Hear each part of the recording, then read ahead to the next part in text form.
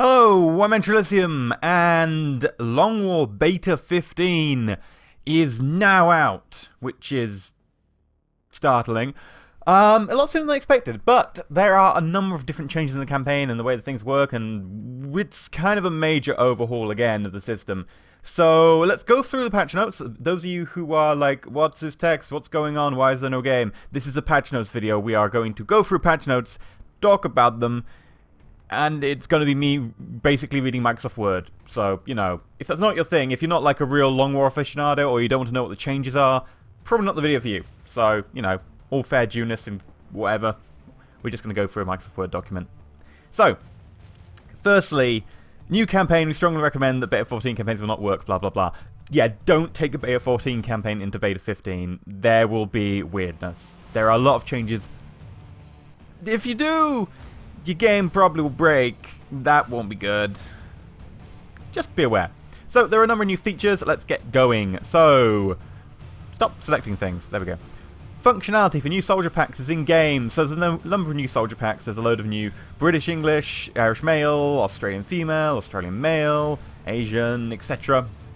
Which is really nice. So the most interesting part I found of this is special thanks to Thraxis, who helped us with some processing settings to get the voice packs sounding similar to the vanilla ones. That's interesting. Thraxis are actually helping, in a small regard, with doing Long War. Makes me think that maybe they are interested in keeping XCOM going. Maybe there's an XCOM 2 in the works. Anyway, that's completely by the by. New bonus system is in place. Now, this is probably the biggest thing about Beta 15. Well, the biggest, most obvious thing. Players may choose from a number of starting bonuses tied to each of the 16 council countries to put your first satellite.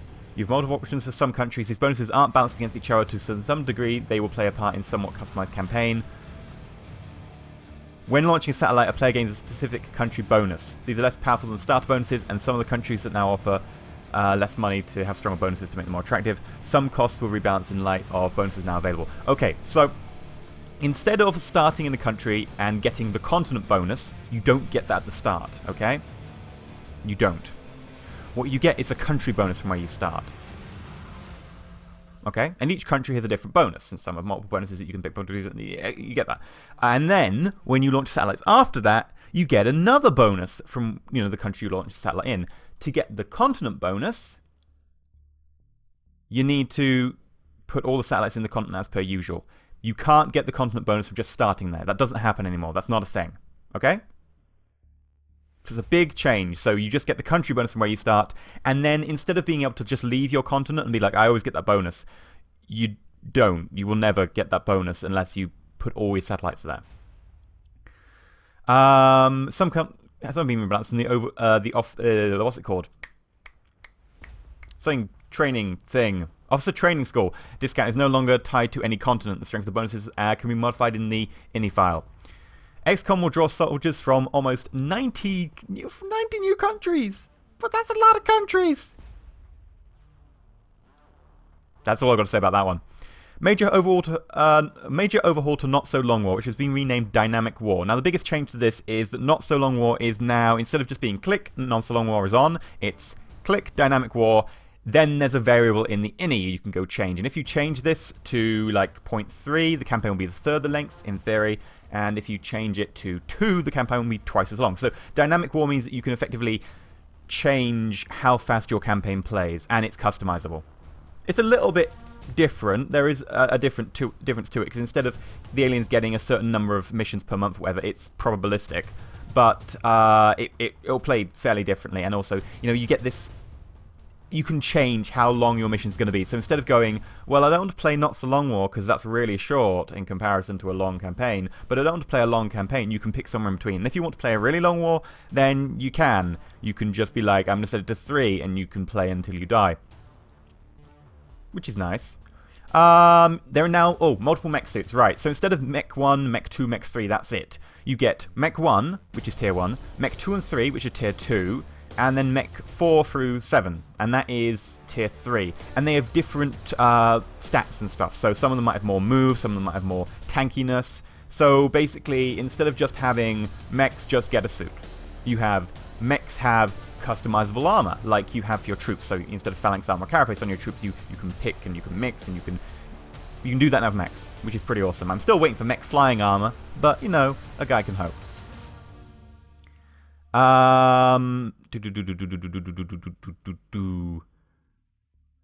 Mech perk trees have been significantly reworked.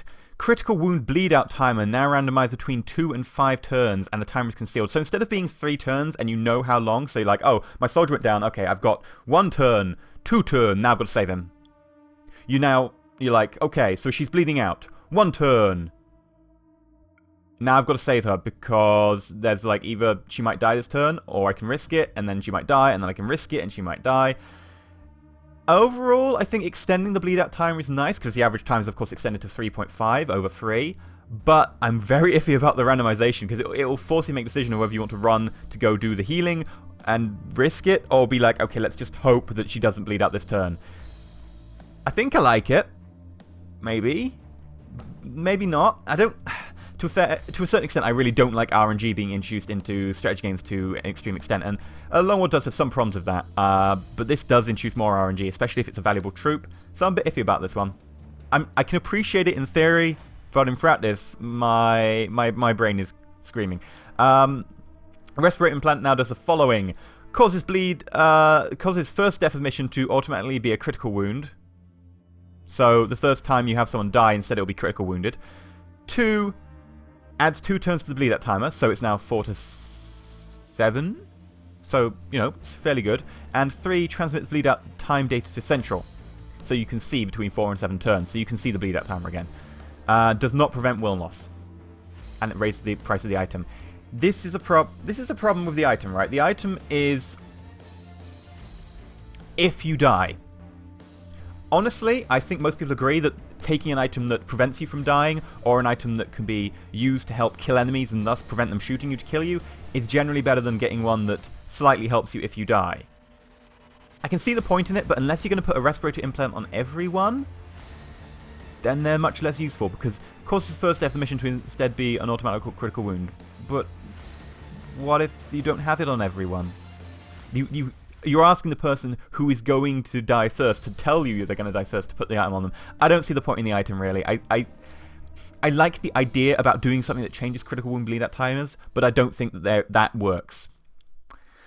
Long War classes have distinct icons now, so instead of having 4 class icons and then having them sub-split, you now actually have 8 class icons, which is lovely. Commander's Choice. Oh, yes! Oh, I'm so looking forward to this one! You can now pick your soldier class. Instead of getting... They rolled this. Do you want to change it? And then rolling again. And being like, no, you're stuck with that. You get to pick. So you can be like, okay, I'm lacking gunners. Everyone is being made a gunner. You can pick. You can pick what your soldiers will become. Awesome. Love it. I adore that. I'll be playing with that on. Missions now have a countdown timer on the Geoscape UI. And it will pause when a mission's about to expire.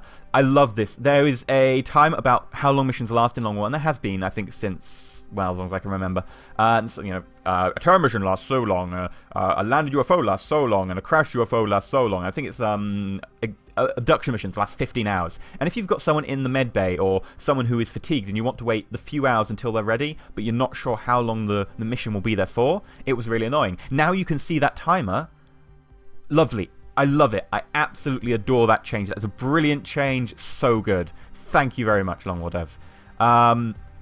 Tandem Warheads perk, which causes explosives to do full damage and environmental damage to the extent of the area effect. Right, so in Long War, explosives at the center point do the max damage, and then they disperse towards the edges, as you'd expect from a blast weapon.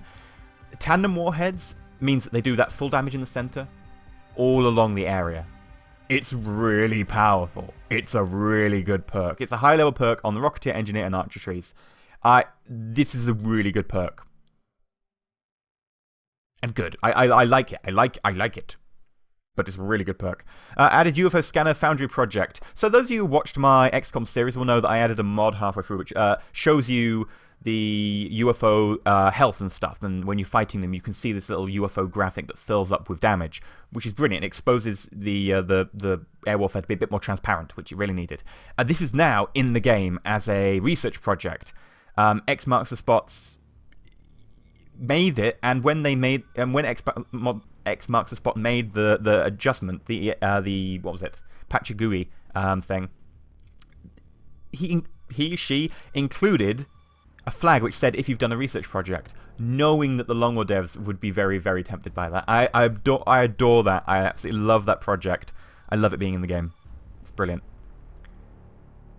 So yeah, you need to do a Foundry project, and then you need to do the analysis of the UFO you are facing. So you need to know, oh, I'm facing a scout. I've got one of those before, and you need to have the Foundry project for this health bar to show up.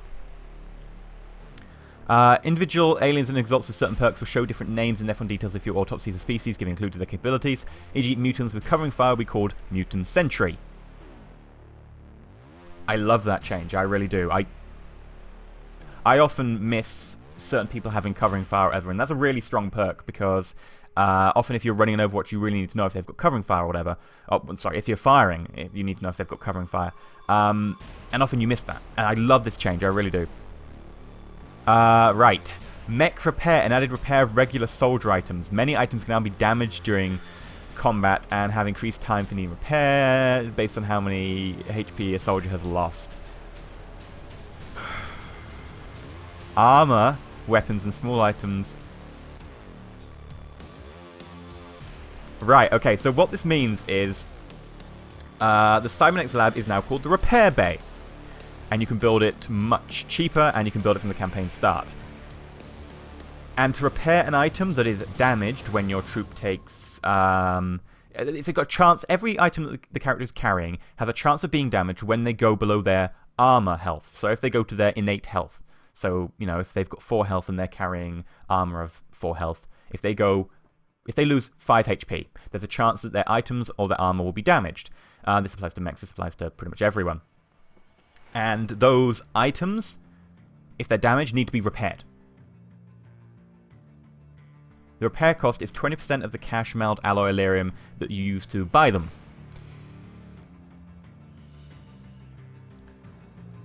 Which is interesting. There's also an option in Second Wave for wear and tear, which means that you don't need to necessarily take damage for that to happen. It can just happen over time. You go into a mission, there's a chance of proccing anyway, even if you don't take damage.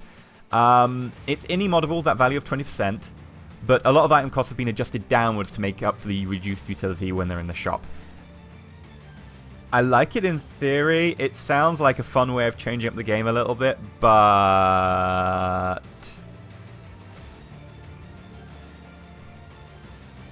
Can you imagine having your mech suit out, being like, oh, well, I've got a big mission coming up, but I have no mech suit? Or a Gore sniper rifle or something. Something really valuable and expensive at that point in the campaign. Pulse sniper would be a lovely example. Gore sniper isn't quite as expensive as pulse sniper. I'm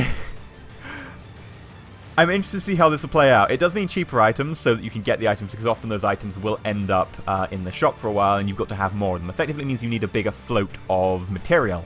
And having a bigger float of material, I like it. It's more realistic, but I'm scared of it at the same time. Code that was rolling up lead... Let's get on the fixes. So, code that was rolling up leaders, sometimes was too high and occasionally letting temple ship aliens out on regular missions. That was fixed in a patch of GUI fix that I installed on my Long War 14. That's now part of the code. Restored code for allow 50-50 chance recovery of gear on soldiers on MIR death or mission failure. Also, mech suits from dead soldiers can be recovered again.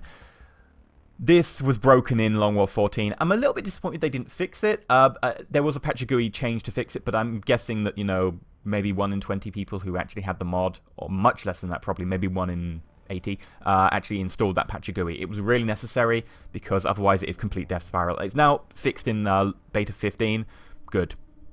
So, you know, if you've been worrying about that and knowing that bug exists, it's gone again in 15, hopefully. Adjusted spawn code to stop seeing aliens at mission start without pressing them against the back wall of the maps as happening previously. Good. Hopefully that'll work this time. Been fiddling around that for a while. Some over-loud stacking sounds. Overwatch all and research item alert won't be so loud. I love this change. It's a small change, but I love it. You know when I press Alt-O, Overwatch all, and it goes whoom, and I go, ow. Maybe it doesn't work for you so much because I lower the sound on your end if you've been watching my series, but for me that is fairly deafening, and that's good. Love it. Also, when you get the research and you've researched something and it unlocks a lot of items, it does the same thing. You've probably heard me say ow in those circumstances. Again, that's fixed. Love it. Mayhem will apply +4 damage to shots for snipers with sniper rifles instead of +2. People were telling me on series, oh, why don't you get Mayhem? It's +4 damage. I was like, no, it's bugged, it's +2. +4 damage on Mayhem for a sniper rifle is certainly reasonable and possibly worth looking into depending on where it is in the tree. But 2, I don't think it was really worth it. Now that's fixed to 4 is a lot better. Flush will not cause flying units to attempt to move.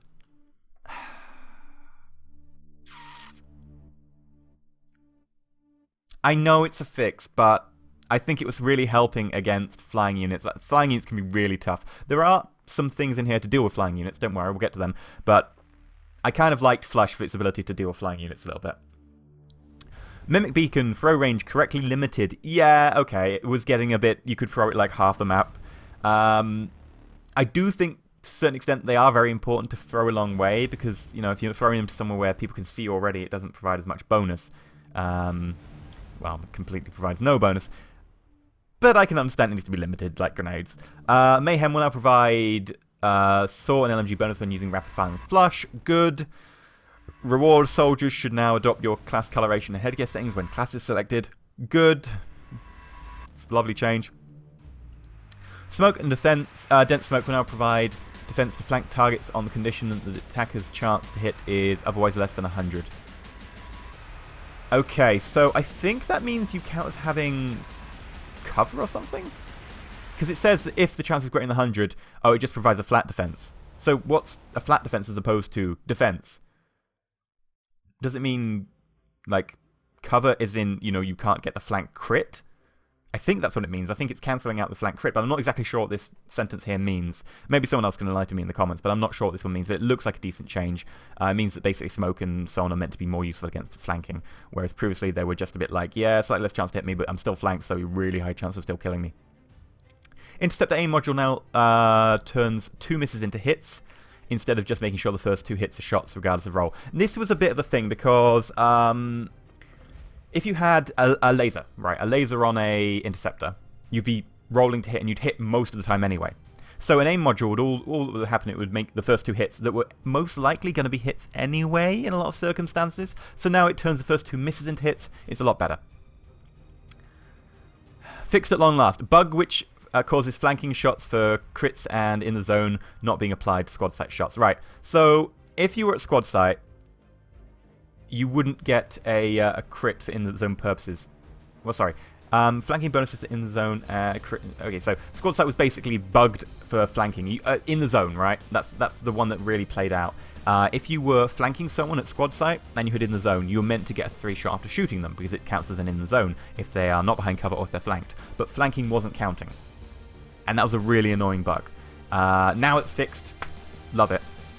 It was a bug that you had to take into account all the time with in the zone previously, but now it's fixed. I'm very happy. Bring 'em on now actually counts enemies at squad site range in crit bonus calculation. Good. It wasn't good enough before. Now it's better. Alien salvage actually provides salvage now. It didn't before. Yep. It's necessary, especially given some of the changes. Attempted fix. Shouldn't face any fresh panic checks when reloading a game with a critically wounded soldier. So if a soldier went down and was critically wounded on the floor, your team takes panic check. And then, you know, you get to the beginning of the next turn after the aliens have shot that and that's happened, whatever. And you know, autosave, as you should, because if you play Iron Man, you are crazy. I've talked at length about how my first ever game of XCOM was screwed by Iron Man, and I'm never playing Iron Man again. But yeah, if you then try and reload that save, they'd take fresh panic checks. Again, which is ridiculous, and they've attempted to fix it. It's a XCOM bug, it's not a long war bug, and they've attempted to fix it. So let's hope that works. It's an attempted fix. UFO upgrades to accuracy, damage, and hit points now stop at 32 months. Right. So some crazy people want to continue playing Long War into 2027 or whatever in the game. So we keep playing. Alien ground forces do cap out on their research, so they get to a certain level of goodness. They're awesome, and then they stop improving. However, the alien air warfare didn't do that. The alien air warfare just kept upgrading. They had no cap, so you wouldn't be able to compete. You wouldn't be able to do anything. And past a certain date-ish, the aliens just were like, bam, yeah, you can't do anything about the air warfare. You're going to lose every time. This is a nice change for people who play Long War. Who play long wars, right? This is a good change. Significant nerf to the power of large lab blocks. Right, so if you've watched my recent series in Beta 14, you saw that I went fairly researchy. I built a large lab block, and I just went, okay, well, what am I meant to research now? I've researched everything. I've researched plasma in November or October or whatever it was. I was like, okay, this is like 2 months early. I have no more research to do. Twiddle thumbs. I can understand that this needs nerfing. I don't like it, but I understand it needs to be done. I'm a very research person. I like having good stuff. I like having, advanced whatever. I understand it needs to be nerfed, but Packmaster provides +1 prox mine instead of +2. They're really nerfing prox mines in this update. Yeah, prox mine was too good in the last update. They're really nerfing it. Dramatic increase in weapon fragments required for various technologies. So weapon fragments before were basically ignorable after maybe the first couple of months. Now the point is they're going to bring them back, that they're going to be important. You're going to need them throughout the game. We'll see how that works. We'll see how that's balanced. But before, you could pretty much ignore them after the first couple of months. Armor-piercing ammo item now nullifies 2 points of enemy damage reduction. It's available for mechs, shivs, and engineers. Okay, so that's for being able to deal with, robotic enemies and stuff. Heat ammo and heat warheads damage, here we go, reduced to +50% from 75. Previously every time you went out with a squad in Long War, you'd be like, right, where's my heat? I have heat in every squad, preferably a heat gunner. Probably not just a heat rocketeer, but preferably a heat gunner. Especially considering how tough mechanoids were, or God forbid, sectopods, even to a lot of extents, seekers. And this nerf to heat ammo? There is no nerfs to enemy robots. There's no nerfs to squiddies, mechtoids, sectopods, and then nerfing heat ammo. It makes me dubious. I mean, the general rule is if a perk is appearing at a tier and it's just a go-to perk, there is no other choice, then it's probably overpowered. And every time heat ammo was showing up or whatever, it was pick that perk. So they've looked at that and gone, right, let's nerf heat. Problem is, heat is so intrinsically necessary. I'm really dubious about that. I know the Long War devs probably know what they're doing in a lot of regards, but this makes me go, what am I meant to do about mechtoids? It can be done. Sure, it can be done, but it makes it a lot more difficult. Instead of, being able to kill a mechtoid and a couple people in the same pod, if you encounter 2 pods at once, you're like, right, I can kill the mechtoid, and that's my entire squad, because my heat isn't doing as much damage. And it's maybe not as bad as I make it sound, but we are talking a few points of damage all across the board here.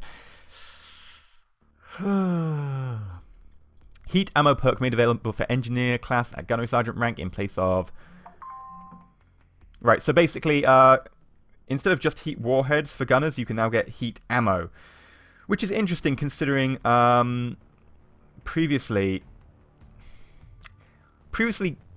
right, engineers weren't really about the shooting. You normally put someone in an engineer slot who didn't do shooting, and you normally be like, right, you can have a carbine or a runny type weapon, so a Sten gun or something, so that you can get close to throw the grenades. Now that they can get heat ammo, you might want to give them a better weapon and maybe make someone with better aim. It's interesting. The gun. This is the update of the engineer, right? Beta 15 is the update of the engineer, and you'll see that they've got armor-piercing ammo. They've now got heat ammo available, which drastically changes how you'd want to lay out your engineer, because they were all about consumables originally, and now they could well be about someone who is shooty who can take armor-piercing or whatever along with their heat ammo. This is the update of the engineer.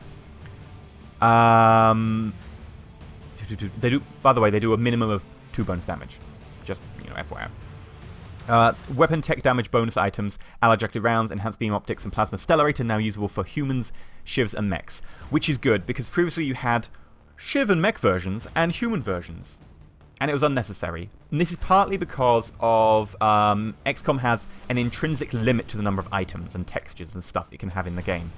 So basically they've gone, screw it, these 3 are the same, let's just make them the same across the board. Good change.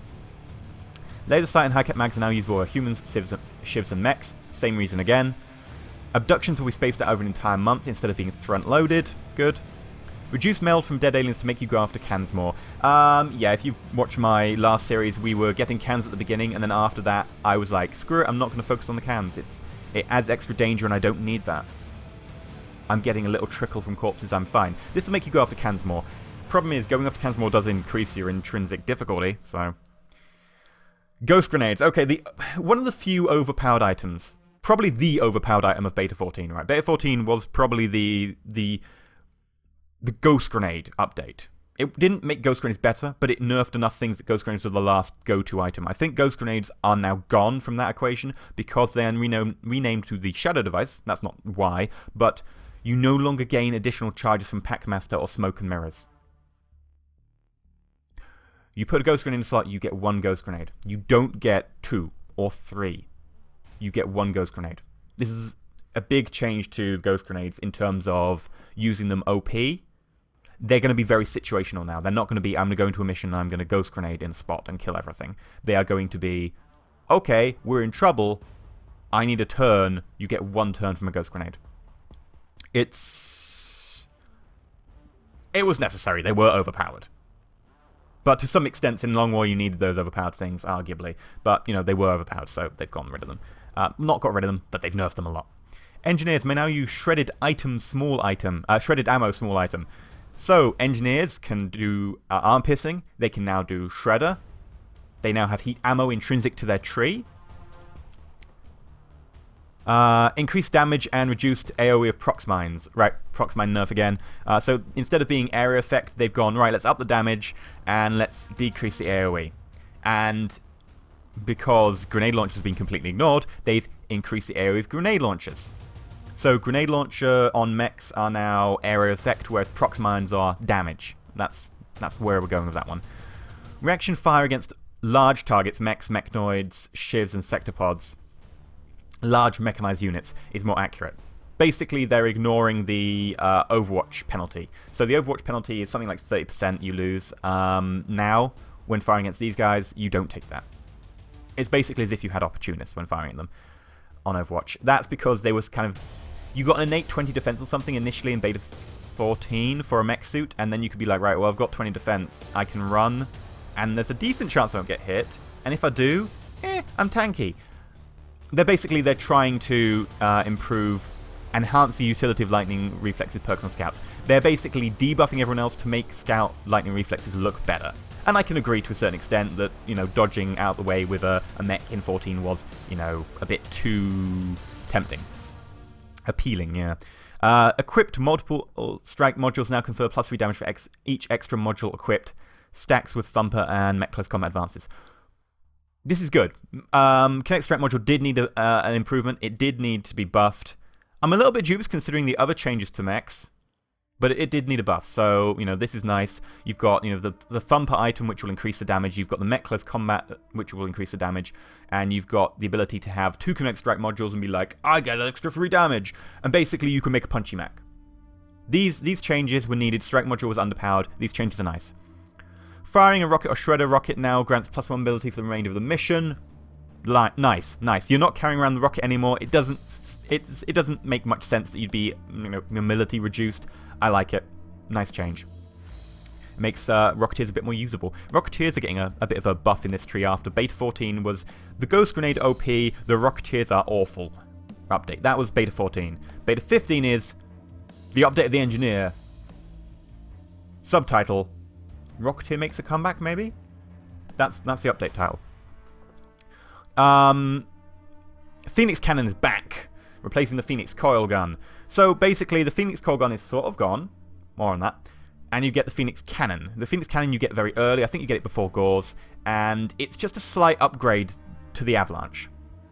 It's you know, it's got arm piercing of the same as the base laser cannon. It does higher damage per second than the Avalanche. And it should provide more consistent results than the missiles. And then, when you get, where is it? Here. When you get Gauze, you can research Phoenix Coil Guns, Foundry Project Phoenix Coil Guns, which upgrades the Phoenix Cannon to what the Phoenix Coil Gun was in Beta 14. So it makes it, you know, better. It's basically what happens when you get the laser cannon on a plane and you go and upgrade to the Pulse. It's a nice change. I'm still not sure how much it will be used. Laser cannons were pretty powerful and still remain pretty powerful, but I think it's a nice change. It's a nice way to have some intermittent... It fills that gap in the air war before you get laser cannon. And I think that maybe something is needed there, so I do like that.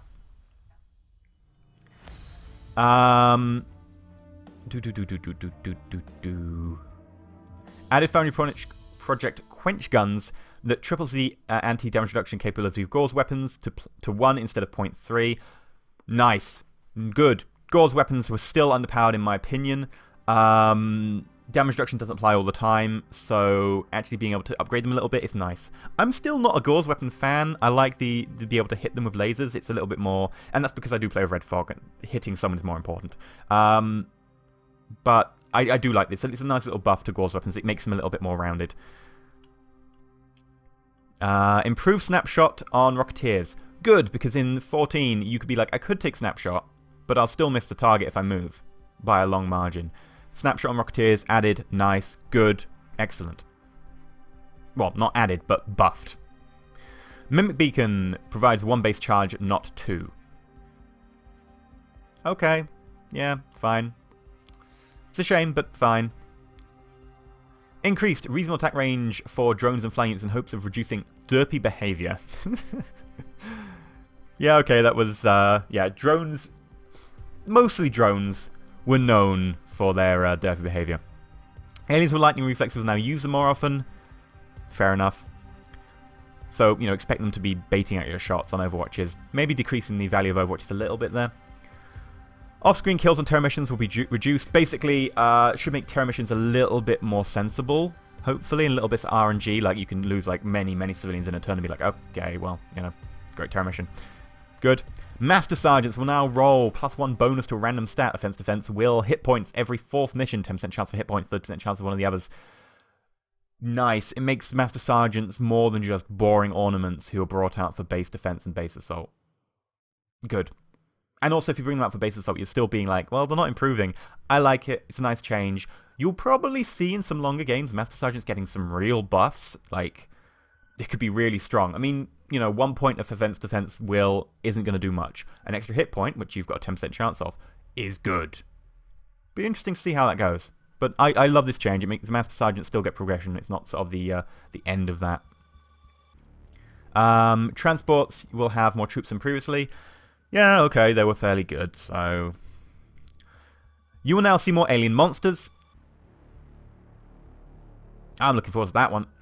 Reduce base alloy from UFO class by about 30%, and increase the average alloy and Elerium covered on UFO crash missions. So what this will do, in effect, is meaning that landed missions will give you less, crash missions will give you more. So it's trying to even it out a bit. So instead of being like, oh, it's a crash mission, I'll get a little bit. Crash mission, I'll get a little bit. Crash mission, I'll get a little bit. You'll go in and you'll be like, okay... Instead of having to wait around for a landed mission, then I'm like, I need the landed mission! You can be like, okay, I can steady progression, steady income. I think that's the idea here, is to make crashes somewhat more rewarding and, you know, to steady out the inflow of resources. UFO analysis tech provides plus 20% bonus to alien, alloy, and Elerium recovered from that specific class of UFO after a mission. Crashed and landed. Lovely. Love it. Okay, this one I think is a bit too much. 14 nerfed flames quite dramatically, but they were still very good with Jelly Delirium. This one I think is a bit too much. I'll be interested to see what people's opinions are, but I think this is a... Base Flamethrower in 14 wasn't very good. In my opinion, Base Flamethrower wasn't very good. The Panic wasn't that good either. In 15, reduced Base Flamethrower damage by 2. Wow. That's a lot of damage gone right there. We're ridiculously low. I think we've gone from something like 6 to 4, maybe, off the top of my head. That's not much damage. I mean, yes, you've got an area effect, and yes, it's a good area effect, right? And I wouldn't complain about that if I hadn't got to run up to them. You've got to run up really close to a flamethrower, and because you're proportionally increasing the danger to yourself, you should be getting the payback from decent damage. 4 damage or whatever it is with a flamethrower doesn't do it for me. The panic on a normal flamethrower isn't very good either. Jelly Delirium Project now provides only bonus panic chance on its own. So Jelly Delirium no longer provides plus damage on top of that. And I don't think Flamethrower was particularly great in 14. Now the Jelly Delirium that provided the extra damage that made it decent is gone in terms of that. It does do the panic. The panic is nice. but it's still not doing extra damage. It does unlock a small item, the Incinerator module, that provides +3 flamethrower damage. I'm dubious. I can see the point in running it only when you've got Jelly Delirium and only when you've got an Incinerator module, but I don't see the point on base flamethrower anymore at all. I will never be using a base flamethrower without Jelly Delirium. I don't see the point. It's way too... Panic isn't good enough. One of the enemies who are immune in the early mid-game to Panic is floaters, and they often miss it because they're flying. So I don't see it. It's not strong enough in damage, it's not strong enough in Panic. I can't recommend using a flamethrower at all. Jelly Delirium and the Incinerator module? Maybe. Maybe. But still, you're looking at maybe a -2 damage over what it used to be. Reduce Chrysalid will. Okay, so Chrysalids can now be, you know, slightly more often. They'll be scared away by flames or whatever. Okay. Mech Railgun will now use the minigun model and effects, and Laser and Pulse Lance will use the Railgun model and effects. I assume this is to save on assets. Personally, I dislike it because a Railgun has 2 rails. It's kind of like the intrinsic part of Railgun. Everyone knows a Railgun has 2 rails and a projectile that goes in between them, and that's kind of how it works. Railgun now uses the minigun model. Oh, don't like it. It hurts my brain. Arc Rifle now available to all squishy classes but Gunners and Rocketeers. Arc Rifles were like, oh, they exist, you could use them in this circumstance. But they're like, no, there's always better things. Arc Rifles are crap. Never use an Arc Rifle. Now, they're now available to all classes rather than being very limited. You may now move and fire it without penalty. It still suffers close range penalties like Sniper Rifles. Unfortunately, that's hard-coded. They can't change that. But otherwise, it operates like a rifle. It no longer operates at beyond visual range, and it confers a +10 aim. So basically, you can move and fire, and it gives +10 aim. You still have the problem that you can't get close to use it. But it's good. It's not maybe the thing I'd go to, but it's certainly not bad. Especially considering disabling shot on the sniper tree is a very difficult pick compared to its compatriots. I'm getting completely blown out. Let me just change my... This exposure I need to change. There we go. I'm still blown out. Why is the sun out? The sun isn't even out. Just very nice and overcast. Okay. Alloy belt item removed from the game. Alloy carbide plating provides an extra conditioning bonus. 2 to 4 HP, but no damage reduction. Okay. All mech units gain +4 HP upon conversion instead of +2. Mech armor lowered by 2. So basically the health for mech units is going on to the person rather than the armor. And I think this is important to note is that because of the way that the repair system works, if you go below your armor HP, this should result in more repairs on mech units. And I think that's the point here, to bring more repairs into mech units. Real damage reduction calculation. The effect of absorption fields and shock absorbent armor is being nerfed. Maybe not a lot, but it should reduce the effect then. Mechs have a higher average timeout between missions. Okay. Maybe they need more maintenance, I can understand that. New item, right. So I talked about how flying enemies are going to be, still a particular bugbear, but this is the thing that they're using to get rid of flying enemies. Flak ammo. It's unlocked by you doing the floater autopsy, and mech warfare systems can be equipped by anybody. Works like heat ammo, granting greater of +2 damage or +20% base weapon damage against airborne units with primary weapon and rockets, allowing mechs with collateral damage to target airborne units with area effect attack. So basically, annoying flying units, you can be like, right, well, I've got a designated flak ammo person on the team who can rocket to flying enemies. Bam! Plus extra damage. Now, against flying enemies, rockets were pretty good anyway. The problem is to hit them. And this update has a number of changes in how it does aiming and defense, which I like, but it's going to mean that flying enemies are going to be really tough in comparison because their +30% defense, +30 defense hasn't been changed. So they are going to be annoying in this update, I think. I could be wrong on that. I think flak ammo is the item to counter that, but still making use of an item is a bit dubious. I'd prefer to see a debuff, that's the word I'm looking for, a debuff to flying defense, but yeah.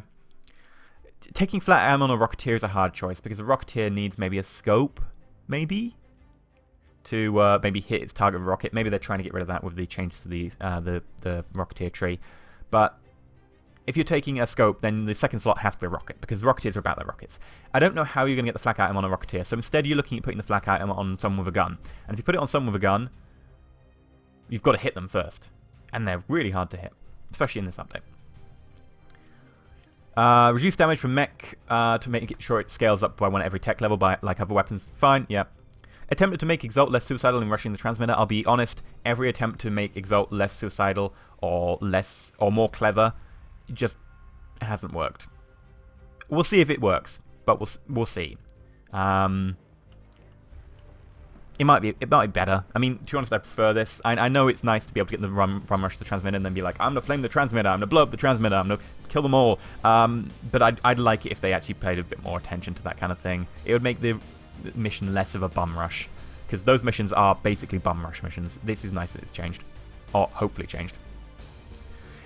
This change, I don't like it. It doesn't affect me. I don't play on this difficulty, but I have talked to Marbazir about it, and I remember talking to him about it. And increased harder aliens damage by 2 on impossible and easier aliens by 1.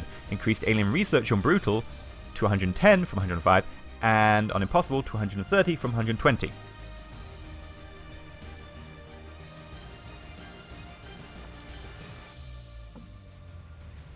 I think this is a bit much. Impossible is already really tough anyway. I think this is really pushing it. I don't think an extra 2 damage on hard aliens and an extra 1 damage on easy aliens is particularly needed, let alone the research rates.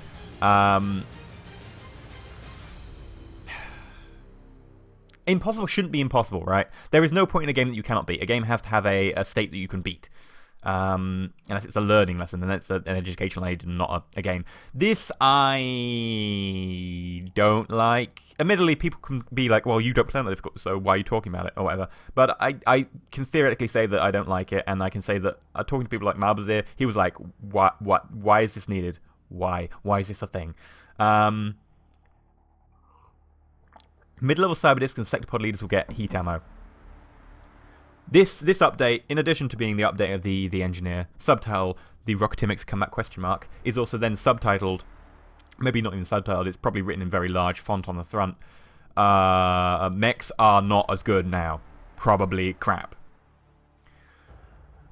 Because of the change to mechs, in addition to the fact that they're expensive and then you need to have timeout on their suits, etc., while they get repaired, a lot of enemies get heat.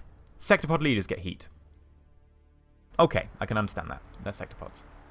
Mid-level cyberdiscs, they do a lot of damage, mid-level cyberdiscs, and if they get heat...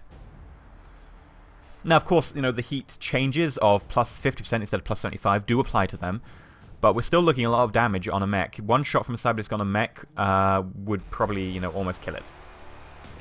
That's honestly scary. To a certain extent, it was needed to be changes. People have said that cyberdiscs are often a bit boring in the mid-game. I still find cyberdiscs a little bit scary in the mid-game. Especially because of their flying defense, and I think because they're flyers, and this update, as I previously said, is going to be an update where flyers are going to be a bit more annoying.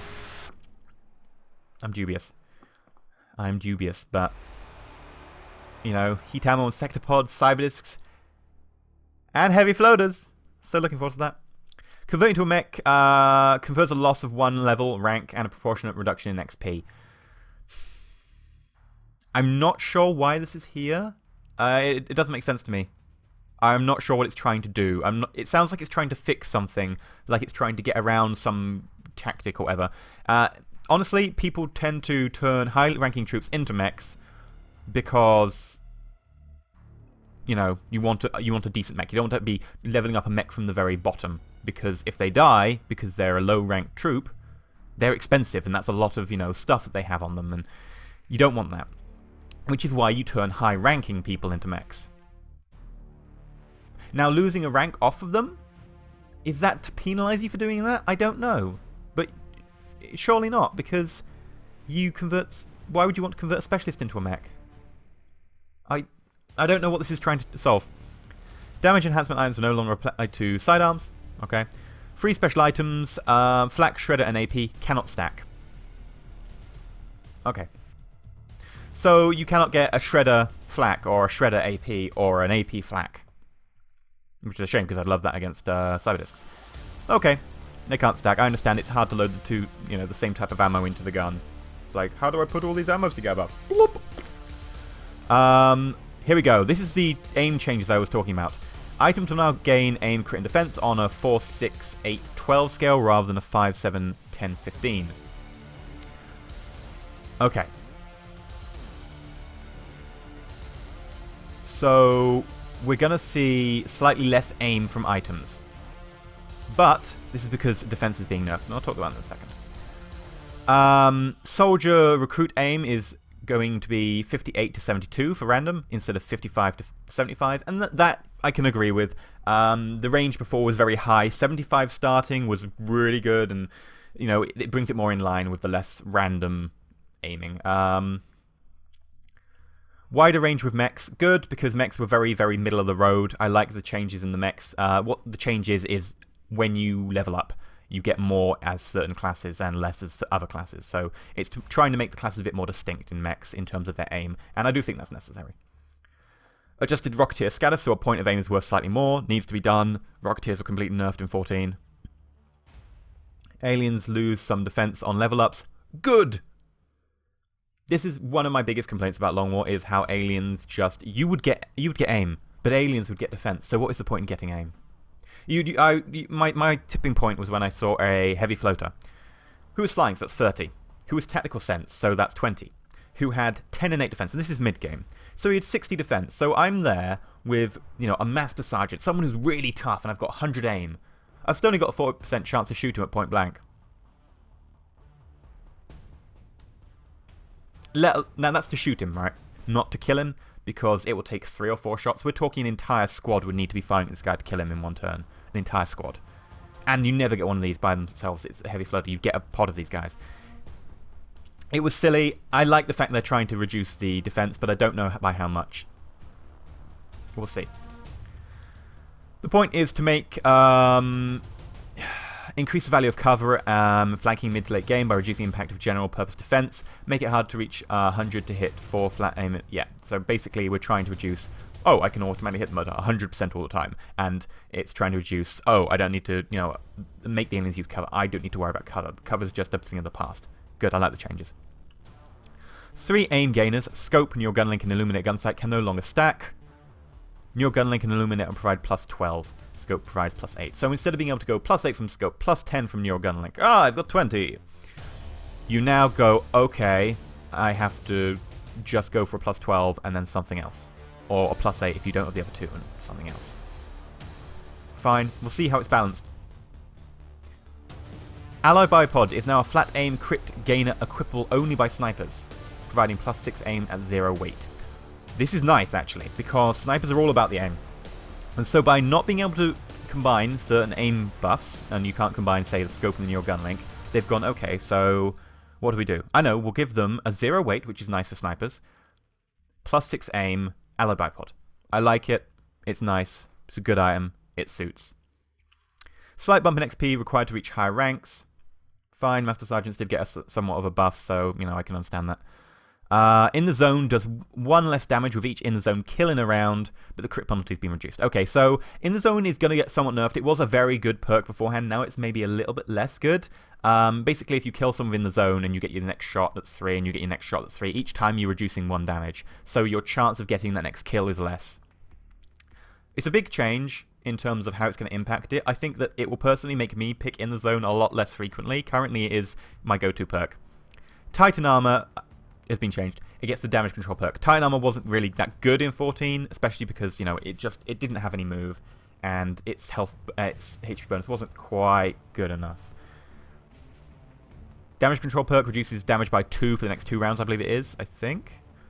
Nice. It makes you able to have a sort of a tanky-ish person, as opposed to having to go to mechs for that.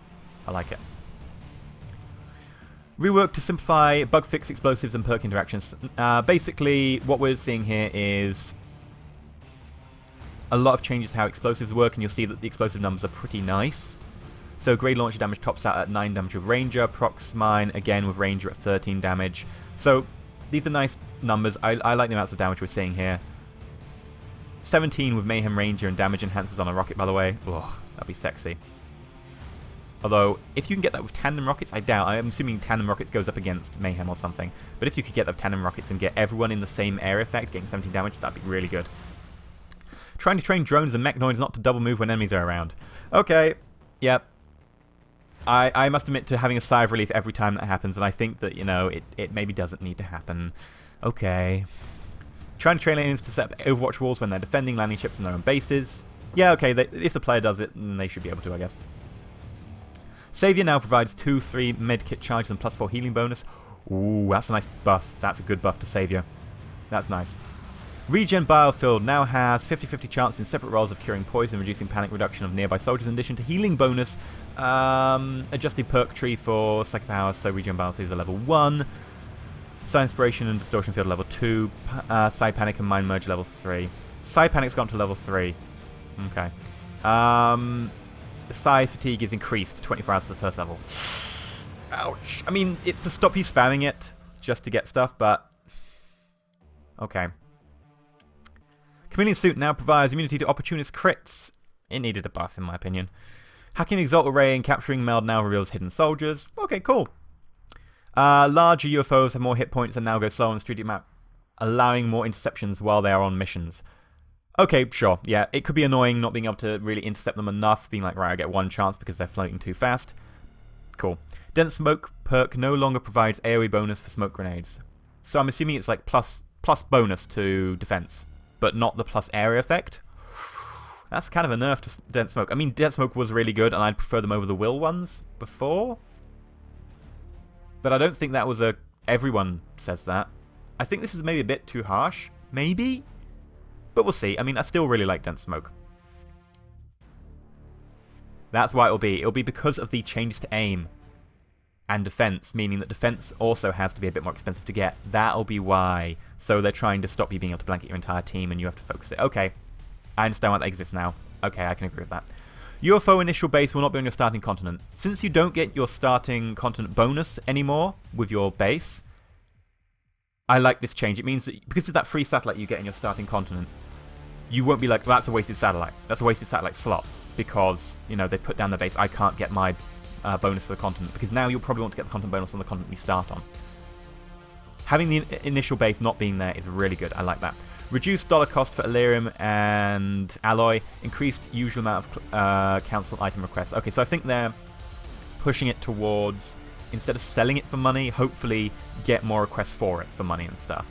So instead of being selling Elerium and Alloy when you need it, it'll be the other stuff. And I can agree with that. You don't really want to sell it, but a very nice council mission, council request would be preferable. Yeah, okay, I can agree with that. And that is all the changes to Beta 15. So some pretty dramatic changes. I think what we'll see is really the Engineer being kind of awesome, the Rocketeer making a comeback, mechs being pretty... a bit nerfed. I mean, you can't make Goliaths as tanky as they were. We've seen that Shock Absorbent Armor and what the other one, they've been nerfed. Heat is going to nerf Goliaths. Mech Repair is going to nerf Goliaths a little bit. Getting close with a flamethrower, when flamethrowers are nerfed through the floor, is going to be really not... No. No. No, no, no, no. No. No. No, I don't like the idea of flamethrowers anymore. Kinetic Strike module has got a very nice buff, but I'm still dubious about really using it because you have to get close again. Mechs have been nerfed. Engineers have been buffed. Rocketeers have been buffed. Really, is the be-all and end-all of this summary, really. So, you know, hopefully you've enjoyed this run-through of a Word document. It's probably going to be my most watched video of anyone playing Microsoft Word on my channel. But, you know, if you've liked and found the information and the run-through enlightening, please remember to like the video. If not subscribed, please consider subscribing. Normal 15 is out. Of course, there will be, you know, small tweaks and changes and bug fixes in the first few days. So, of course, I don't tend to recommend picking up and playing in the first few days. I tend to recommend leaving it a week. Of course, I didn't go through all the changes. I went through most of them, since most of them are pretty important. But if you want to read the TLDR and, you know, summary, it comes with the DLC mod comes with the mod, so you can just read it on there. And I do recommend giving it a quick run through so you're cognizant of the changes. But anyway, stay shiny.